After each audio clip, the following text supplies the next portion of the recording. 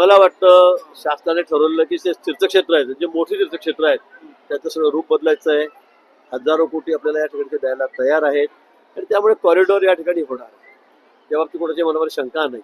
पण जे लोक बाधित होणार आहेत, ज्या लोकांचं स्थलांतर करणार आहे, त्यांनी आम्ही न्याय देऊ. मुख्यमंत्री महोदयांनी परवा इथेही सांगितलेलं आहे की आम्ही त्यांना कुठे वाऱ्यावर सोडणार नाही.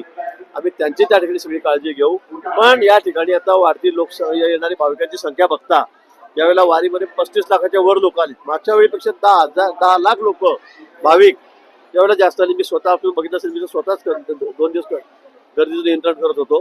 आणि म्हणून मला असं वाटतं की पुढच्या वेळी हे सगळं आपल्याला रस्ते मोठे करावे लागतील, या ठिकाणी सुविधा द्याव्या लागतील, लोकांना सोयी द्याव्या लागतील. पण त्र्यंबकेश्वर असेल, काल त्र्यंबकेश्वरला अजूनही ट्रॅफिक क्लिअर होत नाहीये. सगळ्या गाड्या 12-12, 14-14 एकाच ठिकाणी उभ्या आहेत.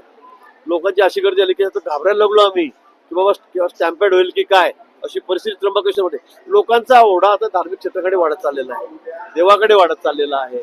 त्यामुळे या सोयी सुविधा देणं हे अत्यंत आवश्यक आहे.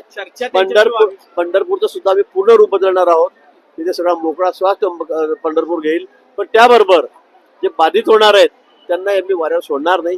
चर्चा झाली नसेल तर मी तात्काळ ती चर्चा करण्याची व्यवस्था करतो. मुख्यमंत्री महोदयांची भेट घालून देतो.